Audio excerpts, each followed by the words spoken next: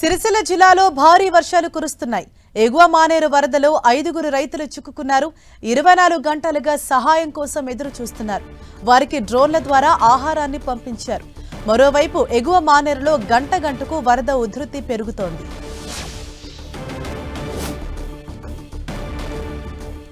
Right, ఇదే విషయంపై మరింత సమాచారం మా ప్రతినిధి సతీష్ మనకు అందిస్తారు. సతీష్, సిరిసిల్లలో భారీ వర్షాలు ఒకవైపు కురుస్తున్నాయి, అలాగే 3 రైతులు నిన్న రాత్రి నుంచి కూడా అక్కడ చిక్కుకున్నారు.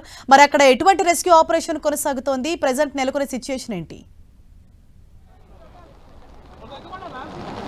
నర్మల వద్ద భారీ వరద ఉధృతి కొనసాగుతుంది. 24 గంటలు గడుస్తుంది. ఈ వరదలోనే అవతల వైపు 5 రైతులు చిక్కున్నారు. ఒకసారి వరదను చూపించేటువంటి ప్రయత్నం చేస్తాం. ఒకసారి వరద చూడవచ్చు. ఇదంతా కూడా అప్పర్ మానేరు సంబంధించినటువంటి వరద. అప్పర్ మానేరు 2 టీఎంసీల సామర్థ్యం ఉన్నటువంటి అప్పర్ మానేరు పూర్తిగా నిండిపోయింది. కామారెడ్డి జిల్లాలో కురుస్తున్నటువంటి భారీ వర్షాలు, అదేవిధంగా పాల్వంచ వాగు నుంచి కుడేలి వాగు నుంచి ఈ వరద నీరు అంతా వచ్చి అప్పర్ మానేరులో చేరుతుంది. అప్పర్ మానేరు నుంచి దిగువకంతా కూడా దిగువ మానేరులో వెళ్తున్నటువంటి వాటర్ ఇదంతా కూడా నిన్నటి నుంచి కూడా ఇదే ఉధృతి కొనసాగుతుంది. ఈ రోడ్డు దాటుకుంటూ అవతలి వైపు 5 రైతులు వెళ్లారు. మహేష్, అదేవిధంగా నరసింహులు, స్వామి, నర్సయ్య, ఎల్లయ్య వీరితో పాటు మరొక రైతు వెళ్ళాడు. అతను ఇటువైపు దాటుకుంటూ వచ్చేటువంటి నిన్న ప్రయత్నం చేశాడు, కానీ అందులోనే గల్లంతు కావడం జరిగింది. మిగతా 5 రైతులు మాత్రం నిన్న ఉదయం నుంచి ఇప్పటి వరకు కూడా వారంతా కూడా అవతల వైపే ఉన్నారు. వారంతా కూడా అక్కడే ఉన్నారు. వారిని రక్షించేటువంటి ఒక ప్రయత్నం చేస్తున్నప్పటికీ ప్రస్తుతం భారీ వర్షం కురుస్తుంది. కొంత ప్రతికూల వాతావరణం మాత్రం నెలకొంది. వారిని రక్షించాలంటే ఈ రోడ్డు మార్గం ద్వారా వెళ్లే పరిస్థితి లేదు. వెళ్ళాలంటే మాత్రం కొంత రిస్క్ చేయాలి.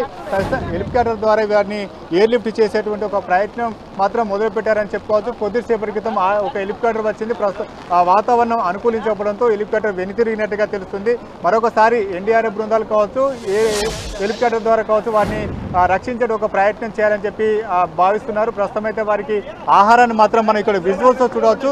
ఈ విజువల్స్ ద్వారానే వారి కుటుంబ సభ్యులు వారికి కావాల్సినటువంటి ఆహారం కావచ్చు, వస్తువులు కావచ్చు, వీటిని అన్నింటిని కూడా ఈ డ్రోన్ సాయంతోనే వాటిని పంపించడం జరుగుతుంది. ప్రస్తుతం అయితే ఈ డ్రోనే వారికి ఒక రకంగా ఉపయోగపడుతుంది. ఒకసారి ఈ డ్రోన్ సంబంధించినటువంటి నిర్వాహకులతో కూడా నేను మాట్లాడించే ప్రయత్నం చేస్తాను. ఎన్నిసార్లు వారి ఆహారాన్ని పంపించారు, ఎట్లా వారికి సేవలు అందిస్తున్నారు? ఇప్పటి వరకు అయితే 5 సార్లు ఇచ్చినాం. దీంతో 6వసారి ఇంకా ఉంటే కూడా ఇస్తాం. దానికి ఏం లేదు ప్రాబ్లం. ఏమేమి పంపిస్తున్నారు వారికి అవసరమైనటువంటి? ఫుడ్, వాటర్, బట్టలు, మెడిసిన్స్, ఇక వాళ్ళకు అక్కడ వాళ్ళకి ఉండడానికి ఫెసిలిటీ ఏం కావాలో అవన్నీ పంపించేస్తున్నాం. వారితో మాట్లాడే ప్రయత్నం చేస్తారా? వారి పరిస్థితి ఎట్లా ఉందట? అసలు ఒక్కరికి అయితే జ్వరం వచ్చిందట, కొద్దిగా హెల్త్ ఇష్యూ ఉన్నాయట కొందరికి.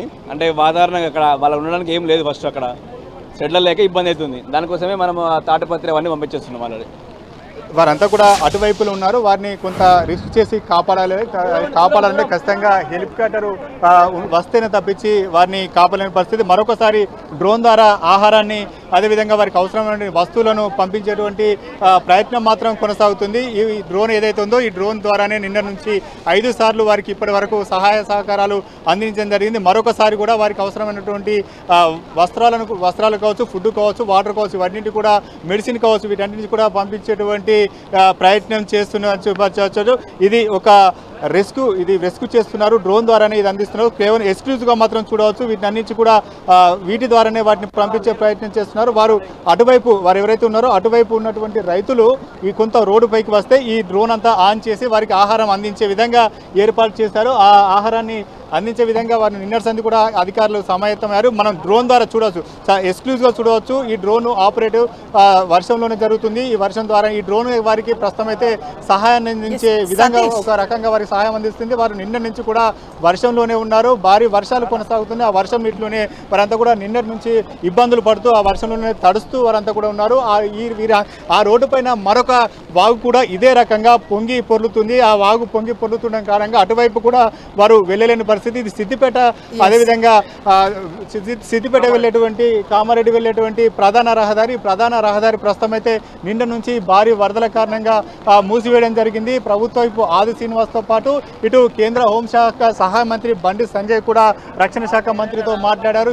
ఆర్మీ సంబంధించినటువంటి చాపర్లను ఇక్కడికి పంపించాలని చెప్పి కోరినప్పటికీ ప్రస్తుతం అయితే కొంత ప్రతికూల పరిస్థితి నెలకొంది. హకీంపేట నుంచి చాపర్లు పంపించేటువంటి ప్రయత్నం జరిగినప్పటికీ భారీ వర్షాల కారణంగా కొంత వారిని పంపించలేని స్థితి నెలకొంది. దీంతో పాటు నాందేడ్ కావచ్చు, ఇతర ప్రాంతాలకు కావచ్చు చాపర్లు పంపించాలని చెప్పి ఒక చర్చ మాత్రం జరుగుతుంది. ప్రస్తుతం అయితే ఇక్కడ రెస్క్యూ చేసి వారిని కాపాడేటువంటి ప్రయత్నం చేయాలని భావిస్తున్నప్పటికీ ప్రస్తుతం ఉన్నటువంటి పరిస్థితులు భారీ ఎగువన కురుస్తున్న వర్షాలు కావచ్చు, ఈ వరద కావచ్చు, ఇక్కడ కురుస్తున్నటువంటి వర్షం కావచ్చు, ఇవంతా కూడా కొంత ప్రతికూలంగా ఉంది కాబట్టి ఇక్కడ వారికి సహాయం అందించలేని పరిస్థితి. నిన్న నుంచి కూడా వారికి సంబంధించిన వరదలో చిక్కున్నటువంటి బాధితులకు సంబంధించినటువంటి కుటుంబ సభ్యులు కూడా ఇక్కడే ఉన్నారు. తమ వారికి ఏమవుతుందో ఎలా ఉన్నారు అని చెప్పి కొంత ఆందోళనతో వారంతా కూడా ఇక్కడనే గడుతున్నారు. ఖచ్చితంగా తమ వారిని కాపాడని చెప్పి వారంతా కూడా అధికారులను వేడుకుంటున్న పరిస్థితి. ప్రస్తుతం అయితే ఇక్కడికి ప్రభుత్వ వైపు శ్రీనివాస్ చేరుకున్నారు.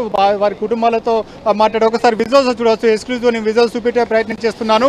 ఈ విజువల్స్ డ్రోన్ అయితే ఉందో ఆ డ్రోన్ వారికి కావాల్సినటువంటి ఆహారాన్ని కావచ్చు, వస్తువులను కావచ్చు, వాటర్ కావచ్చు, మెడిసిన్ కావచ్చు, అవన్నింటిని కూడా తీసుకుని వెళ్తుంది. ఇదే డ్రోన్ సహాయంతో నిన్న కూడా వారు డ్రోన్ ద్వారా వచ్చేటువంటి ఆహారాన్ని తీసుకుంటూ వారు అవతల వైపే ఉండాల్సి వస్తుంది. ఆ వాటర్లో తడుస్తూనే, వర్షంలో తడుస్తూనే వారంతా కూడా ఒక చెట్టు నీడన వారంతా కూడా నైట్ అంతా కూడా గడపడం జరిగింది. ఇప్పుడు కూడా అదే పరిస్థితి నెలకొంది. వారంతా కూడా పూర్తిగా తడుస్తూనే అక్కడ ఉన్నారు. అక్కడ అవతల వైపు చూడవచ్చు మనం, డ్రోన్ వెళ్తుందంటే అవతల వైపు వారిలో 5గురిలో ఒకరు వచ్చి ఆహారాన్ని తీసుకుంటున్నారు. ఆ ఆహారాన్ని తీసుకొని మిగతా వారంతా కూడా షేర్ చేసుకొని వారంతా కూడా భూజించడం జరుగుతుంది. అక్కడ ఉన్నట్టు వారికి యోగక్షేమాలు కూడా అధికారులు ఎప్పటికప్పటికీ తెలుసుకుంటారు. వారిని రిస్క్ చేసి కాపాడాలంటే ఎన్డీఆర్ఎఫ్ బృందాలు ఈ వరద నీరు దాటి వెళ్లాల్సి ఉంటుంది. ప్రస్తుతం మనం చూడవచ్చు దాదాపు 200 మీటర్ల పొడుగులో ఈ వరద నీరు అంతా కూడా రోడ్డుపైకి రావడం జరిగింది. ఒకవేళ వరదలో అటువైపు వెళ్తే మాత్రం ఖచ్చితంగా అందులో కొట్టుకుపోయే అవకాశం ఉంటుంది. నిన్న ఒక రైతు సాహసం చేశాడు, తాను ఇటువైపుగా వస్తాడు అని చెప్పి సాహసం చేసినప్పటికీ అతను గల్లంతు కావడం జరిగింది. నాగయ్య అనే రైతు. మరొక 5గురు మాత్రం రిస్క్ చేయకుండా వారు ప్రాణాలు అరచేతిలో పెట్టుకుని వారంతా కూడా అవతల వైపు ఉన్నారు. ఒకసారి వరద కూడా ఏ రకంగా భారీ ఫ్లోటింగ్ తో ఉందని చూపెట్టేటువంటి ప్రయత్నం చేస్తాను. అక్కడ విద్యుత్ స్తంభాలు ఉన్నాయి. విద్యుత్ స్తంభాలు ఆ వరద తాకిడికి ఒక వైపు అంతా కూడా ఒరిగిపోయినటువంటి పరిస్థితి. అటువంటి పరిస్థితుల్లో చాలా వరద ఉధృతి ఇంకా కూడా గంటకు పెరుగుతుంది. 24 గంటలు కలిసినా కూడా వరద ఉధృతి పెరుగుతుంది తప్పించి వరద మాత్రం తగ్గడం లేదు. ఈ వరద తగ్గితే వారు క్షేమంగా ఇటువైపు వచ్చే అవకాశం ఉంటుంది. ఒకవేళ ఎన్డీఆర్ఎఫ్ బృందాలు బోటు ద్వారా వెళ్ళి అక్కడికి వారిని కాపాడేటువంటి ఒక ప్రయత్నం చేయాలని చెప్పి భావిస్తున్నప్పటికీ ఈ వరదలో ఎదురెళ్తే మాత్రం ఖచ్చితంగా వారు కూడా రిస్క్లో పడే అవకాశం ఉంటుంది. కాబట్టి ఎన్డీఆర్ఎఫ్ బృందాలు చాలా సేఫ్టీగా బోట్లను మరొక వైపు తీసుకువచ్చి అక్కడ నుంచి వారిని లిఫ్ట్ చేయాలని భావిస్తున్నారు. కానీ ఆ మెట్ల ద్వారా ఒక మెట్ల మార్గం ఉంటుంది. ఆ మెట్ల ద్వారా వాళ్ళు బోట్లోకి వెళ్ళాలంటే చాలా కొంత ప్రమాదం ఉంటుంది. కాబట్టి అక్కడ ఉన్న రైతులు అటువంటి వాటికి కొంత సాహసించలేనట్టుగా సమాచారం అందుతుంది. ప్రస్తుతం అయితే వారు అవతల వైపు డ్రోన్ ద్వారా పంపించినటువంటి లగేజ్ ఏదైతుందో ఆ సంచిని తీసుకున్నారు. ఆ డ్రోన్ కూడా తిరిగి యువతల వైపు వస్తుంది. ప్రతిదీ కూడా వారికి డ్రోన్ ద్వారానే పంపించడం జరుగుతుంది. అక్కడ వారికి ఉన్నటువంటి ఫోన్తో సమన్వయం చేస్తున్నారు. వారికి ఛార్జర్ కావచ్చు, బ్యాటరీ బ్యాకప్లు అవన్నీ కూడా పంపిస్తున్నారు. అయినప్పటికీ కూడా వారు కొంత ప్రాణాలు అరచేతులు పెట్టుకొని గడపాల్సి వస్తుంది. ఇప్పటికీ 24 గంటలు దాటినప్పటికీ కూడా వారు యువతల వైపు రాలేదు. కేవలం వర్షం ఇంకా కూడా కురుస్తూనే ఉంది. మరింత వర్షం కురిస్తే మాత్రం చాలా ఇబ్బంది పడే అవకాశం ఉంటుంది. వరద తాకిడి గంటకు పెరుగుతున్నట్లుగా అధికారుల అంచనా ద్వారా తెలుస్తుంది.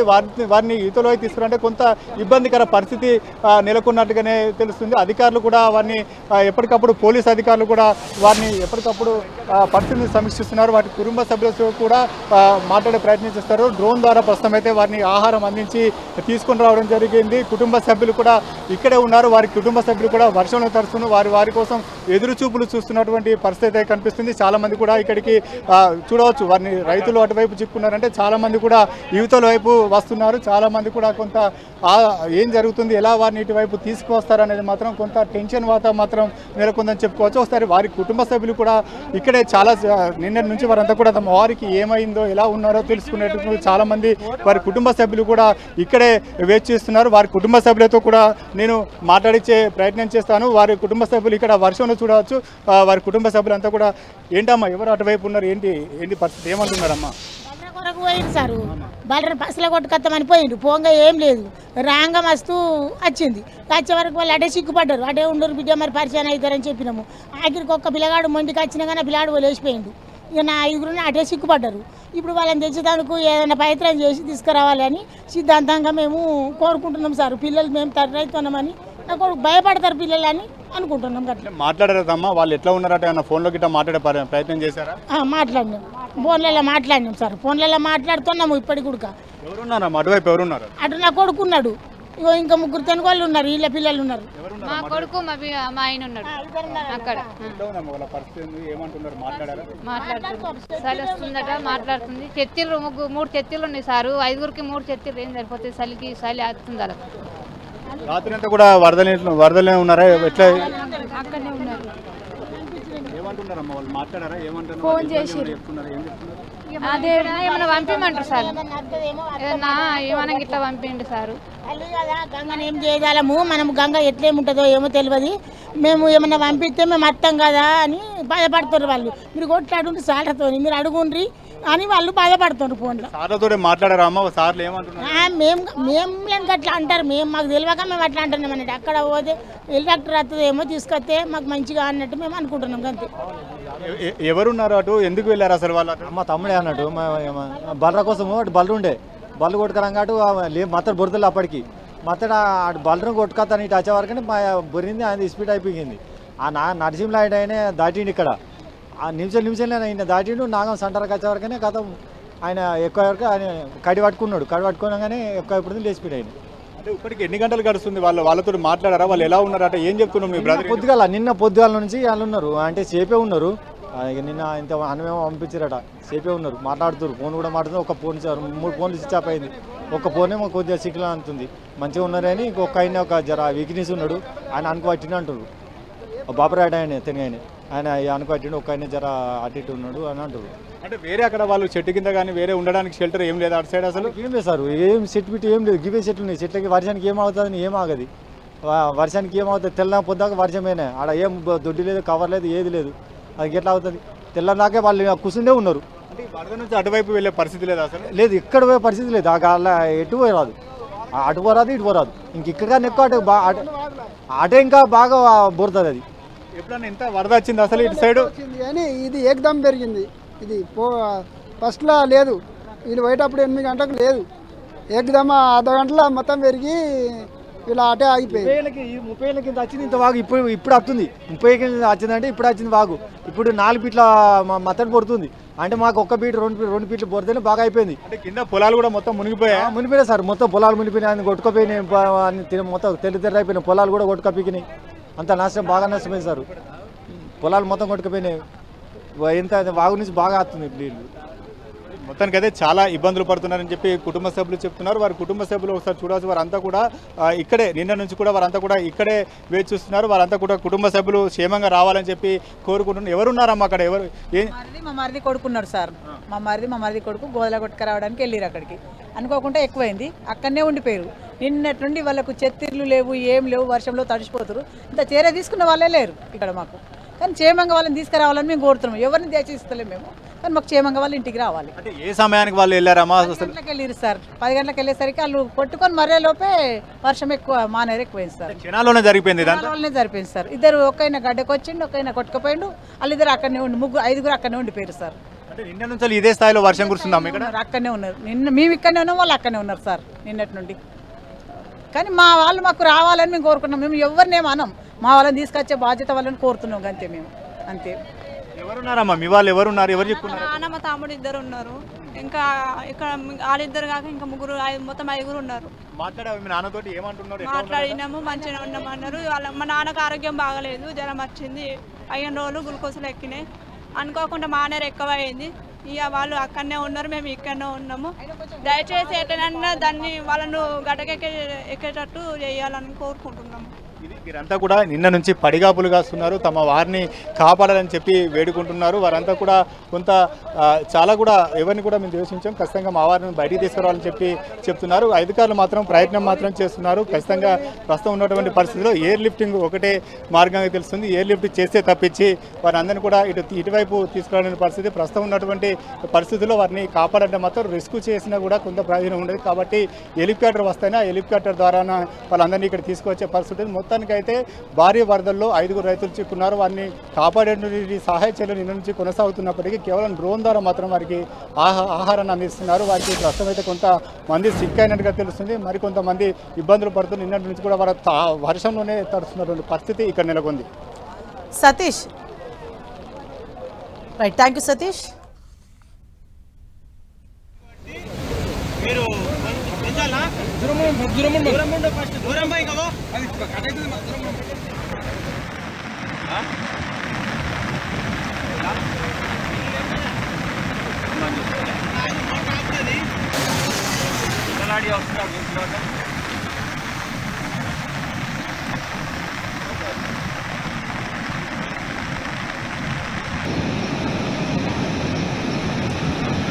సిరిసిల్లలో కురుస్తున్న భారీ వర్షానికి అక్కడ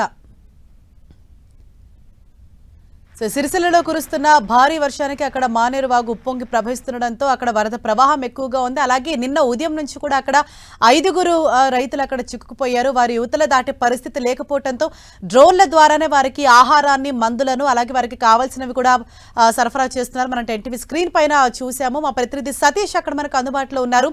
సతీష్, ఒకవైపు వరద ప్రవాహం అన్నది ఎక్కువగా ఉంది, అంతకంతకు పెరుగుతోంది. అలాగే వర్షం కూడా భారీగా కురుస్తుంది. మరి వారిని యువతల వైపుకి తీసుకొచ్చేందుకు ఎటువంటి చర్యలు చేపడుతున్నారు? అధికారులు ఏం చెప్తున్నారు? నేను మాట్లాడితే లైవ్ ఉన్నదే. ఇంకా కూడా వరద ప్రవాహం అనేది కొనసాగుతుంది. ఇంతవరకు వరద ఉధృతి చూసాం. ఒకసారి ఇంకా కూడా వరద ఉధృతి గంట పెరుగుతుంది. జిల్లా కలెక్టర్తో పాటు అధికార యంత్రాంగం కూడా ఇక్కడికి రావడం జరిగింది. ఆ వరద పర్యవేక్షిస్తున్నారు. అటువైపు ఉన్న వారిని అంతా కూడా ఇటువైపు తీసుకొచ్చేటువంటి ప్రయత్నం మాత్రం చేస్తున్నారు. వారిని అధికారులు ఎప్పటికప్పుడు సమన్వయం చేస్తూనే అసలు జిల్లా కలెక్టర్ సందీప్ కుమార్తో పాటు కలెక్టర్ జిల్లా ఎస్పీ మహేష్ బేద్ వీరంతా కూడా రాత్రి నుండి పరిస్థితిని అయితే ఎప్పటికప్పుడు సమన్వయం చేస్తున్నారు. ఇక్కడికి ప్రభుత్వ విప్ ఆది శ్రీనివాస్ కూడా ఇక్కడ రావడం జరిగింది. ఆది శ్రీనివాస్తో కూడా నేను మాట్లాడించేటువంటి ప్రయత్నం చేస్తాను. ఒకసారి ఆది శ్రీనివాస్తో మాట్లాడించే ప్రయత్నం. సార్, ఎట్లా ఉంది పరిస్థితి? వారిని కాపాడేందుకు ఎటువంటి చర్యలు చేపడుతున్నారు? ఇప్పుడు వారిని రక్షించడానికి అన్ని ప్రయత్నాలు జరుగుతూ ఉన్నాయి. నిన్నటి నుంచి కూడా రాష్ట్ర ముఖ్యమంత్రి రేవంత్ రెడ్డి ఆదేశాల మేరకు తుమ్మల నాగేశ్వరరావు గారు, పొన్నం ప్రభాకర్ గారు, నేను ఇక్కడ పోటీ చేసినప్పుడు కేకే మహేందర్ రెడ్డి గారు కూడా అక్కడ ఉన్నటువంటి 5 ఒక మహేష్ అనే రైతుతో కూడా మాట్లాడడం జరిగింది. రాత్రి ప్రవీణ్ అనే రైతును రక్షించడం జరిగింది ఎన్డీఆర్ఎఫ్ బృందం.